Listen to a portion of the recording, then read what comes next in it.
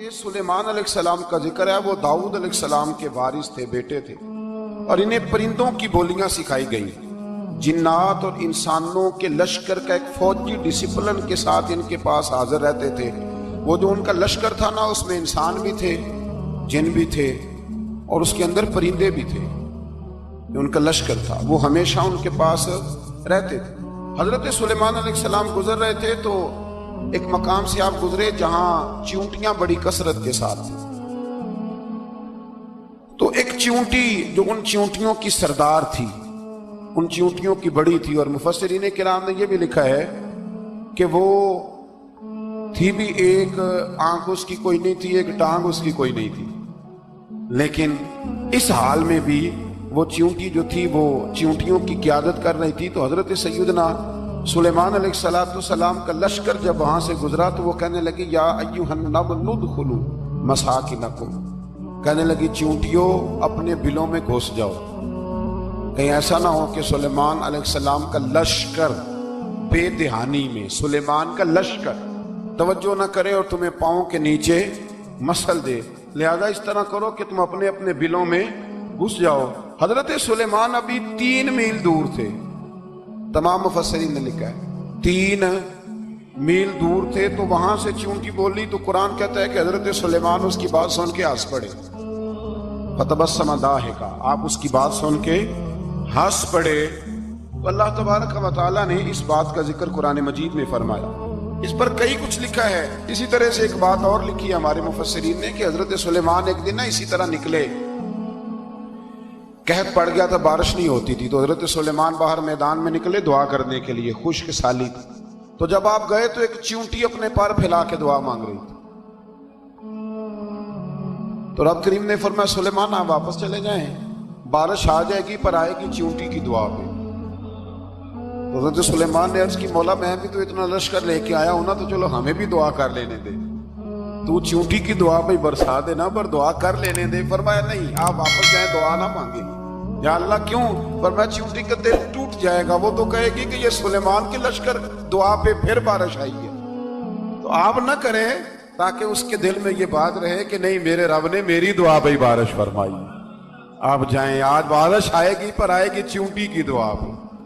تو جو چیونٹی بارش کی دعا کرے قوم کے لیے، اللہ اگر اس کا ذکر قائم رکھتا ہے تو جو اپنی قوم کے لیے ہدایت کی دعا کرے، اور کبھی کبھی گردن جھکا کے دیکھا کرو کہ دل میں رسول اللہ کی امت کا درد کتنا، اگر کہیں حضور کی امت کا درد ہے تو پھر انشاءاللہ ذکر قیامت تک باقی رہے، پھر انشاءاللہ قیامت تک آنے والی نسلیں بھی آپ کا ذکر کرے گی اگر حضور کی امت کا درد سینے میں موجود ہے۔ اسی طرح سے پھر حضرت سلیمان کے لشکر میں نا ایک ہدہد نامی پرندہ بھی تھا، لشکر کا کارکن تھا پرندہ، ہدہد غائب تھا۔ تو حضرت سلیمان کہنے لگا کدھر گیا وہ ہدہد؟ نظر نہ آ جایا سخت سزا دوں گا، یہاں تو کوئی اچھی خبر لائے گا، چونکہ وہ ہدہد پرندہ جاتا تھا تو خبریں لا کے دیتا تھا، ورنہ سزا دوں گا۔ اتنی دیر میں ہدہد بھی آ گیا۔ تو یہ پرندے جو کارکن ہوتے ہیں بڑے سیانے ہوتے ہیں، کبھی بندہ ناراض ہو تو صحیح خبریں لے آتے ہیں، تو صحیح خبر لے کے آ گیا۔ آتے ہی آ کے بیٹھا تو اس نے حضرت سلیمان علیہ السلام نے کہا کہاں تھے؟ عرض کرنے لگا حضور میں ملک سبا گیا تھا، وہاں ایک عورت حکمرانی کرتی، اس کا نام بلقیس ہے، بہت بڑے تخت پہ بیٹھتی ہے، 80 گز اس کا تخت لمبا ہے، 40 گز چوڑا ہے، اور شاید 80 من کے 80 ٹن اس کا وزن ہے۔ تو حضور وہ سورج کو پوچھتے ہیں۔ حضرت سلیمان نے فوراً خط لکھا، فرمایا جا کے اسے میرا خط دے دو کہ یہاں تو کلمہ پڑھ کے ہماری فرما بردار بن جائے، ورنہ تیار ہو جائے، جو اللہ کے غیر کو پوچھتے ہیں ہم ان کے خلاف جنگ کریں گے۔ وہ جب لے کے گئے نا خط، یہ حدود گیا تو وہ میٹنگ کر رہی تھی، اس کے وزیر مشیر سارے بیٹھے تھے، اس نے جا کے خط پھینک دیا ملکہ بلقیس کی جھولی میں۔ اس نے خط پڑھا تو ڈر گئی، وزیروں کو بلایا۔ حضرت سلیمان، قرآن کہتا ہے حضرت سلیمان نے کہا تھا خط پھینک کے نا تو سائڈ پہ ہو کے سننا وہ کیا کہتے ہیں۔ بندوں کے لیے منع ہے، پرندوں کے لیے جائز ہے۔ بندوں کے لیے منع ہے سائڈ پہ ہو کے سننا، ہاں جس کی جاسوسی کی ڈیوٹی ہو، کفر کی جاسوسی، اس بندے کے لیے بھی जायज है। तो यहाँ एक तो वो परिंदे थे, दूसरा कुफर की जासूसी कर रहे थे। साइड में होके सुनने लगे तो मलका बिल्कीस कहने लगी अब क्या करना है, ये खाता आया है। वो कहने लगे हम तैयार हैं, आप हुक्म करें, हम लड़ने को तैयार हैं, लड़ेंगे। वो कहने लगी नहीं, तेजी ना दिखाओ। कुरान मजीद कहता है कि वो कहने लगी जब लड़ाइयां होती हैं तो शहर तबाह होते हैं, मुल्क खंडर बन जाते हैं, लड़ाई मसले का हल नहीं है। उन्होंने कहा कि मैं नबी हूं। एक दफा आजमा लेते हैं कि नबी हैं कि नहीं, माज़अल्लाह आजमा लेते हैं। कहा कैसे? कहने लगी तोहफे ताए बेचते हैं, अगर माल पर दिल ललचा गया तो फिर नबी नहीं बादशाह है, और अगर माल पर दिल ललचाया ना तो फिर अल्लाह के कामिल बन गए। ये फर्क उसने उस वक्त बयान किया।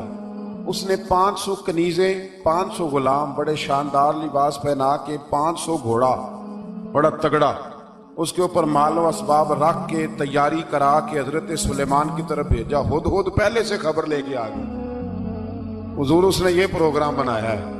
वो जब आया सारा कुछ तो हजरत सुलेमान देख के जलाल में आ गए। फरमाने लगे उसे जाके कह दो तू मुझे क्या तोहफे भेजेगी, मेरे रब ने मुझे माला माल फरमाया हुआ है, ने माला माल किया मेरे मालिक ने। जा उसे जाके कह तू क्या तोहफे देगी। जब रब देता है तो फिर कोई कमी ना ना वो नहीं छोड़ता। बंदे क्या दे सकते हैं, बंदे तो बेचारे 10 देख के तो 10 दिन उनकी आंखें नहीं खुलती।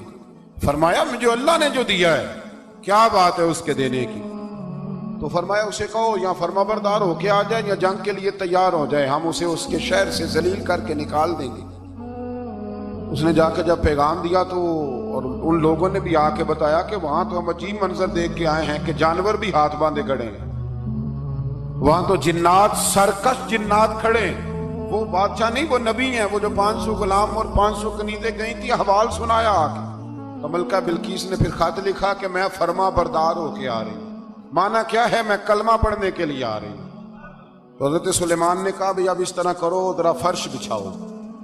उन्होंने फर्श बिछाया इस तरह का कि ऊपर फर्श था, नीचे मछलियां तैर रही, लग रहा था दरिया है। ड्यूटी लगा दी, जिन्नात ने बिछा दिया। उधर हजरत सैयदना सुलेमान फरमाने लगे अब चूंकि मान के आ रही है तो उसे अपनी नबूवत की अलामतें भी दिखानी है। उसने तख्त बड़ा शानदार बनवाया था, और खवातीन में जो आदतें खवातीन वाली होती हैं वो जाती नहीं। वो 7 कमरों में ना पीछे अपना तख्त रख के तो 7 दरवाजे बंद करके आई। उस जमाने में एक रिवाज था, वो जुलेखा ने भी 7 दरवाजे मुकफ्फल के एक रिवाज था।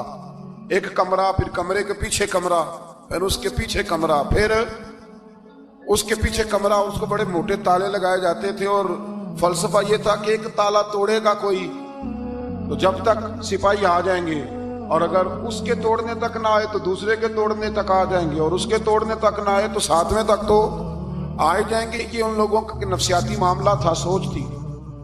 7 कमरों में मुकफ्फल करके ना वो निकली। तो हजरत सुलेमान अलैहिस्सलाम कहने लगे भाई मुझे उसका तख्त चाहिए उसके आने से पहले।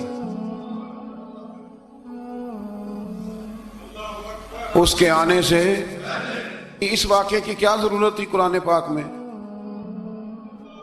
ये क्या हाजत थी, ये तख्त वाली सारी बात कुरान ने क्यों बयान की?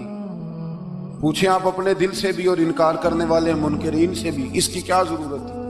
वो जो कहते हैं जी वली की करामत की क्या जरूरत है, सीधी सीधी नमाज पढ़ो, रोजा रखो, हज करो, ज़कात दो, तो पूछो इनसे एक सूरत नमल के अंदर इस सारी तफसील की क्या जरूरत थी? खत्म हो गई जब वो कलमा जो पढ़ रही है, तो फिर इस सारे वाक़े को रब क्यों बयान फरमाता है? हजरत सैयदना सुलेमान फरमाने लगे तख्त चाहिए, और चाहिए उसके आने से पहले। काला इफरीतुम मिनल जिन, जिन्नों में से एक बहुत बड़ा जिन बोला, कहने लगा हुजूर आपका ये तख्त बर्खास्त होने से पहले ले आऊंगा। ये जो आप मीटिंग कर रहे हैं ना, या फैसले खत्म, कुछ ने लिखा सुबह से शाम तक मीटिंग होती है और उसको आने में पता नहीं कितने दिन लगेंगे, तो मैं ये बर्खास्त होने से पहले। और कुछ ने कह दिया आप शर्त क्यों लगाते हैं कि सुबह से शाम तक होती? उस जिन ने कहा दिया आप 10 मिनट में फारग हो जाएं, आप फारग होंगे तो तख्त आ जाएगा। मुफस्सिरीन ने लिखा है कि जब कुरान कहता है कि उसने कहा कि आपके फारिग होने से पहले, तो इसका मतलब है कि जब आप उठेंगे, ये जगह खाली कर देंगे तो तख्त यहां किवें, हजारों मील का फासला है, आ जाएगा, पर हवाई जहाज पे कार्गो करा के जी DHL کے ذریعے کیسے آئے گا؟ وہ آئے گا تو بس آئے گا تو حضرت سلیمان کی تو بادشاہت تھی نا زمانے پہ، فرمانے لگے نہیں نہیں تو لیٹ ہے، تو لیٹ ہے، تو ہمیں جانتا ہی نہیں، ایٹ سٹ تے پکھڑا کوار گندل، اسی اور بھی بوٹیاں جاننے ہاں، یہ تو لیٹ ہے، ابھی ہماری طاقت اس سے زیادہ ہے۔ بڑی کمال بات لکھی ہے لکھنے والوں نے، ایک مفسر نے لکھا ہے کہ ابھی حضرت سلیمان نے غلاموں سے منگوایا ہے، اپنی بات کوئی نہیں کی، یہ حال ہے ان کے غلاموں کا، تو سردار کا عالم کیا ہوگا؟ حضرت سلیمان کہنے لگے بھی جلدی جائیے، قال الذی عنده علم من الکتاب انا آتیک بہ قبل ان یرتد الیک طرفک، تو اٹھا ان میں سے وہ جس کے پاس کتاب میں سے علم تھا، ساری کتاب کا بھی نہیں، علم من الکتاب، کتاب، وہ اٹھے جن کے پاس کتاب میں سے علم تھا، تو وہ اٹھ کے کہنے لگے حضور میں لے آؤں گا، کب؟ آپ کے آنکھ جھپکنے سے، آنکھ جھپکنے سے، بندہ تھا جن تھا، جن کی تو بات مانی نہیں انہوں نے، کیا کہا؟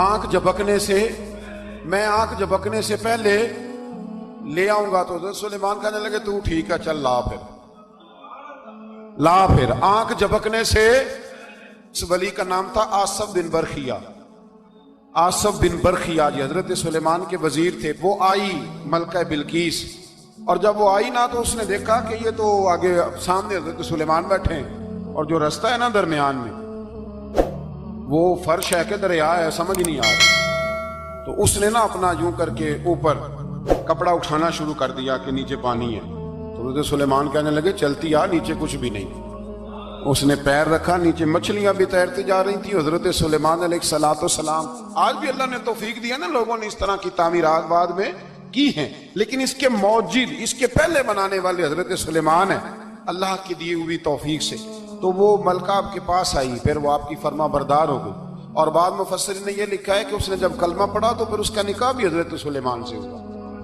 یہ بھی بعض لوگوں نے لکھا ہے۔ تو اس سارے واقعے کو قرآن مجید نے بیان